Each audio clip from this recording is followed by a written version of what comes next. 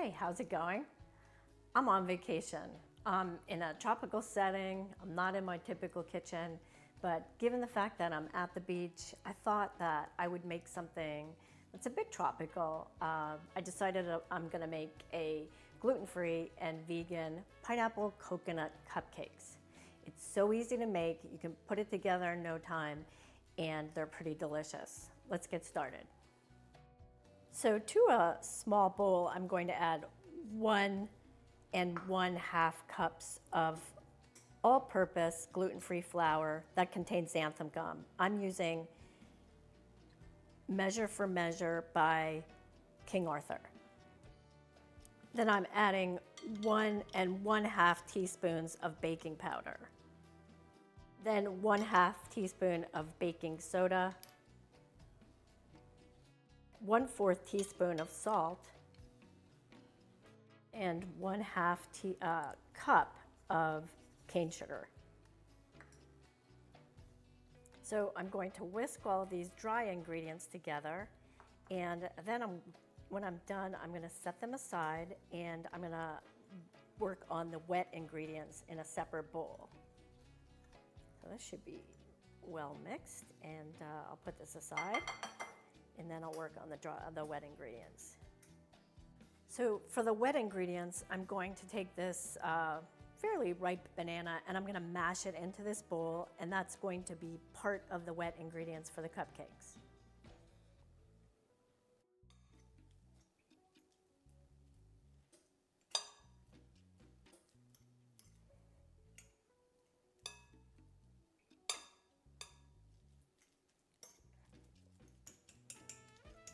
And I kind of whip it here to make it all soft and mushy.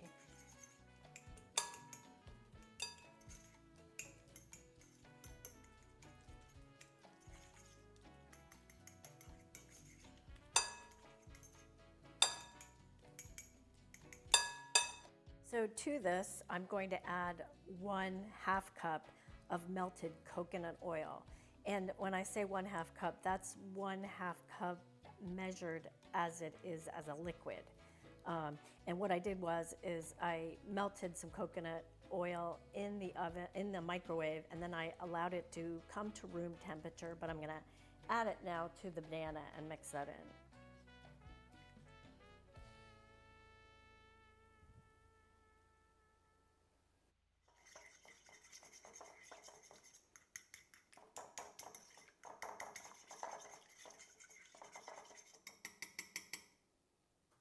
Now I'm gonna add 2 teaspoons of vanilla. If you have a very high quality concentrated vanilla, you can add 1, but I don't, so I'm adding 2. And then mix that in.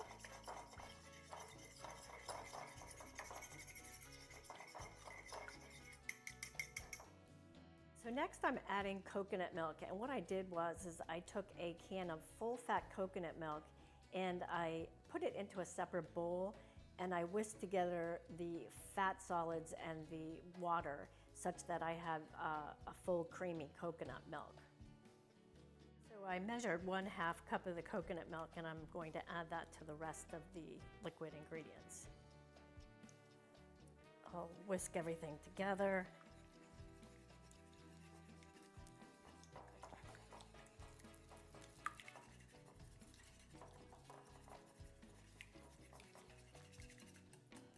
Still have a bit of banana chunks, so I want to try to pulverize those a bit. Now I'm adding 3/4 cups of crushed pineapple that I have drained. In other words, I just slightly drained it to take out some of the liquid. And I'm going to add this to the wet batter. I'm going to mix this in. This is turning out quite nicely. It looks quite tropical, if you ask me.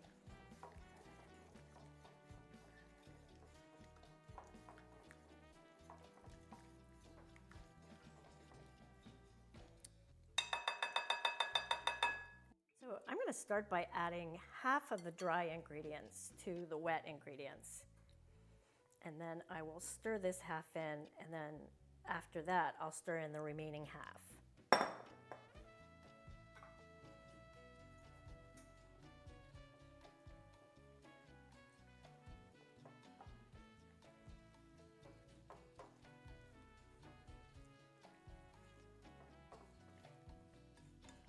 want to make sure you scrape down the bowl so you get all the flour incorporated.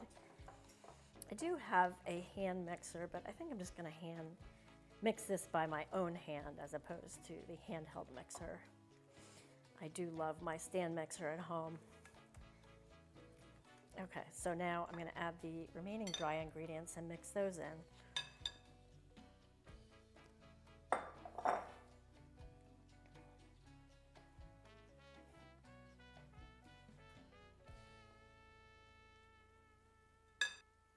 So I switched to a spoon to mix everything together.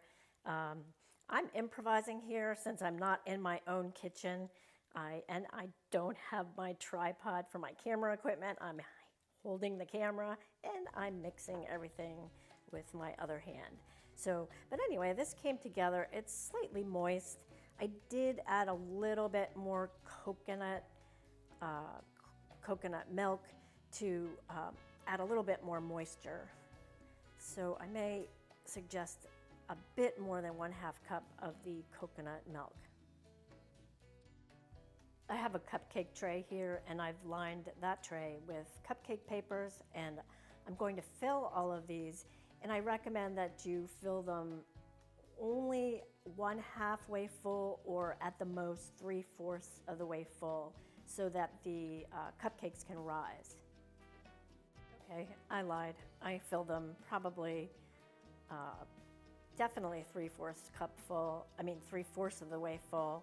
But I didn't want to have to do a second batch. I just filled these 12 cupcakes. So I'm going to put them in the oven and we'll see how they turn out. So I'm putting the cupcakes on the middle rack at 350 degrees and I'm going to bake them for 14 minutes, and I'll see at that time if I need to bake them further. So I just checked the cupcakes after baking for 14 minutes and they weren't done. They were soft on the top. So I put them in for another 4 minutes, I believe, for a total of 18 minutes. So I'll check them again then at 18 minutes. Okay, so 18 minutes seems to have worked for this. The tops now are finished before they were a bit soft. These are still very hot. And as you know, all baked goods, especially gluten-free goods and vegan goods, after baking feel a bit soft, but then as they cool, they'll firm up. So I'm going to allow these to sit and cool for at least 15 minutes before I take them out of the tray. I'm actually going to taste one of them to see how they work as a muffin before I icing the rest of the cupcakes. So I'm a pretty impatient person, so I want to do a taste test of the cupcake as a muffin and before icing the remaining ones. But I'm going to show you. They're a bit small. I mean, this is the challenge with gluten-free and vegan baking, is getting a nice rise. So these are a bit tiny, I want to say. I also used a smaller cupcake pan, so you can certainly make larger ones, but I'll show you the size. This is the thickness. The other ones seem to be thicker. I picked a thin one, but I'm going to give this I'm going to open it up and we can see what it looks like. It definitely looks like a muffin, cupcake inside. I'm going to give it a taste.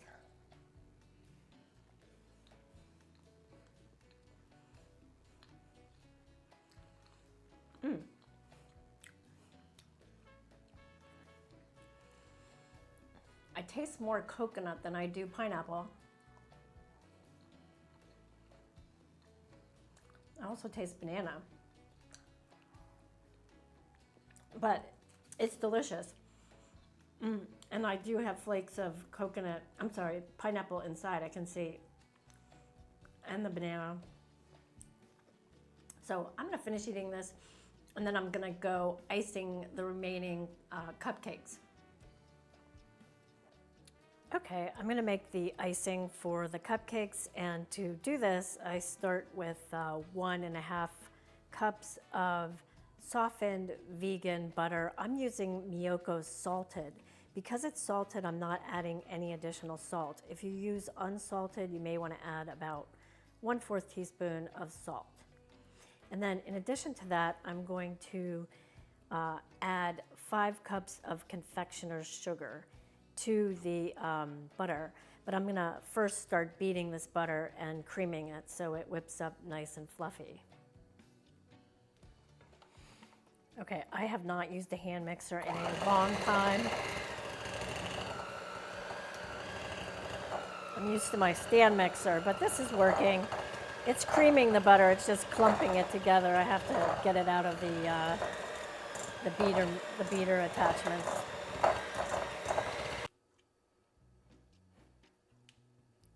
I'm gonna scrape this out of here. And then I'm gonna slowly add the sugar, 1/2 of it, and then stir that in and then add the other half after I beat in the first half. Okay, I got this all out of with the spatula, but now I'm going to add the sugar. So I added half the sugar and I'm going to beat that in.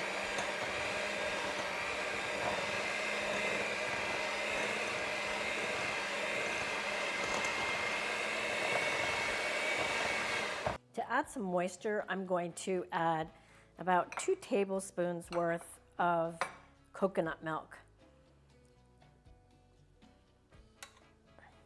I'm going to beat that in before adding the other sugar.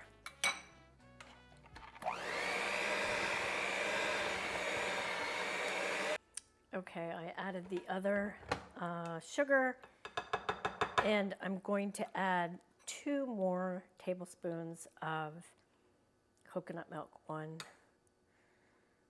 2.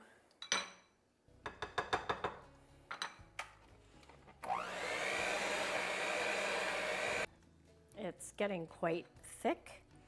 I'm going to scrape down the sides here a bit to make sure I'm getting all of the sugar incorporated within the icing.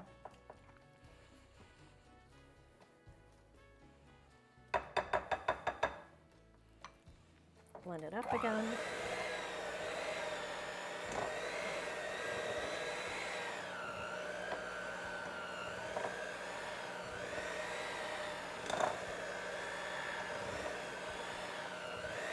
It's getting nice and fluffy.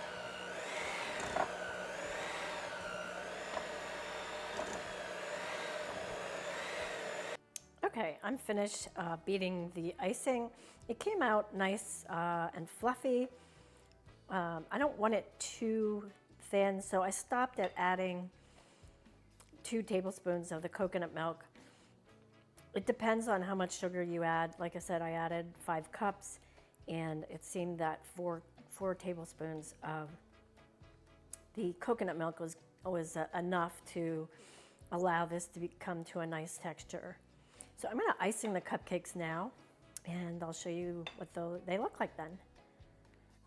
So here they are. I icing the cupcakes, and then I dip them in shredded coconut just to add a bit of extra coconut flavor. One tip about these, they are slightly oily given the coconut milk and the coconut oil, so the papers come right off. So I just took the papers off and icing them, and then added them to the shredded coconut. So I'm about to go out to the pool, and so I'm going to say farewell, and I hope you have a great day.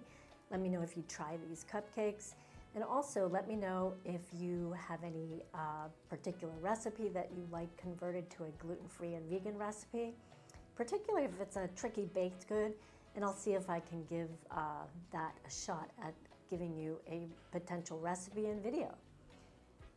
Hey, and check out these next videos.